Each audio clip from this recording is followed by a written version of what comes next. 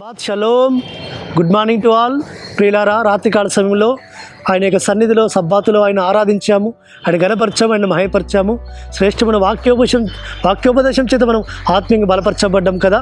ఈ దినం కూడా అనుదిన కృపల లేఖన భాగం మనం చూసుకుంటుంటే యోబు గ్రంథము 22వ అధ్యాయము 27వ వచనములో ఆయన నీ మనవి ఆలకించును. అవును ప్రియులారా, ఎప్పుడు ఆయన మన మనవి ఆలకిస్తాడు, మన ప్రార్థనకు ఆయన ఎప్పుడు చెవి ఎగ్గుతాడంటే మనము ఆయన దృష్టిలో పరిశుద్ధులముగా పవిత్రులముగా కనబడినప్పుడు, ఆయన యొక్క వాక్యానికి విధేయులమై ఆ వాక్యము చేత పవిత్రపరచబడి ఆయన యొక్క రక్తం చేత పవిత్రపరచబడి మన ఘటాన్ని పరిశుద్ధంగా కాపాడుకున్నప్పుడు, పరిశుద్ధమైన స్థితిలో ఉండి మనం ఆయన దృష్టికి నిందారహితులంగా నిష్కలంకులంగా ఉన్నప్పుడు ఆ పరమతని మనల్ని మన ప్రార్థన ఆలకించి మనల్ని బలపరుస్తాడు, మనకు ఆయన తోడుగా ఉంటాడు, సమీపంగా ఉంటాడు. కాబట్టి అందుకే భక్తుడు అంటున్నాడు, నువ్వు ఆయనతో సహవాసం చేసిన యెడల ఆయన నీకు సమాధానం కలగ చేయను.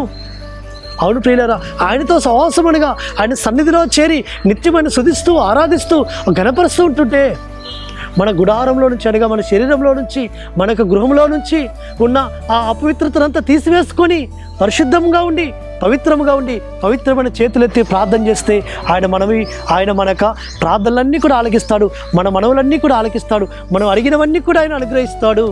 మనం ఊహించిన వాటికంటే అడుగు వాటికంటే అత్యధికంగా చేశక్తి గలవాడు ఆయన. కాబట్టి మన యొక్క గుడారంలో అనగా మన శరీరంలో అదే మన గృహాలలో ఉన్న అపవిత్రతనంతా కూడా మనం తీసివేసుకోవాలి. మనము పశ్చాత్తపడాలి, మన పాపములకు పశ్చాత్తపడాలి, మనం క్షమించమని ఆయనను వెడగాలి. ఆ క్షమించమని ఆయనను అడిగినప్పుడు ఆయన క్షమిస్తాడు, పవిత్రపరుస్తాడు, పరిశుద్ధపరుస్తాడు. ఇక మళ్ళీ తిరిగి ఆ పాపము చేయకుండా, ఆ వైపు వెళ్ళకుండా పరిశుద్ధమైన హృదయాలతో, పవిత్రమైన తలంపులతో, పరిశుద్ధమైన చేతులతో, పవిత్రమైన పెదవులతో ఆయన సన్నిధికి చేరి ప్రార్థిస్తుంటుంటే మన ప్రార్థన తప్పకుండా వింటాడు, మన మనవి ఆలకిస్తాడు. కాబట్టి ఆ పరిశుద్ధమైన యెహోవామస్య నామమున మనం ఏమి అడిగినను ఆయన మనకు అనుగ్రహిస్తాడు సుమా. కాబట్టి అనుగ్రహించడానికి ఆయన సమర్థుడు, శక్తివంతుడు.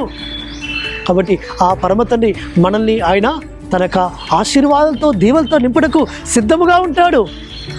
ఆయన సిద్ధంగా ఉన్న సర్వశక్తుడు రక్షింపడేరకు ఉండినట్లు ఆయన హస్తం కురుచ కాలేదు, విననేరకు ఉండినట్లు ఆయన చెవులు మందం కాలేదు. మన పాపాలే, మన దోషాలే అడ్డుగా వస్తున్నాయి. కాబట్టి మన పాపాలన్నీ కూడా, మన దోషాలన్నీ కూడా తీసివేసుకుందాం, క్షమించబడదాం. ఆయన క్షమించడానికి సిద్ధంగా ఉన్నాడు. ఆయన చేత పవిత్రపరచబడదాం, ఆయన చేత మనము పరిశుద్ధపరచబడదాం. ఆయన సన్నిధిలో ప్రార్థన చేస్తే ఆయన మనవి ఆలకిస్తాడు. అట్టి విధంగా మన ప్రార్థన మనం ఆయన సన్నిధికి చేర్చబడును గాక.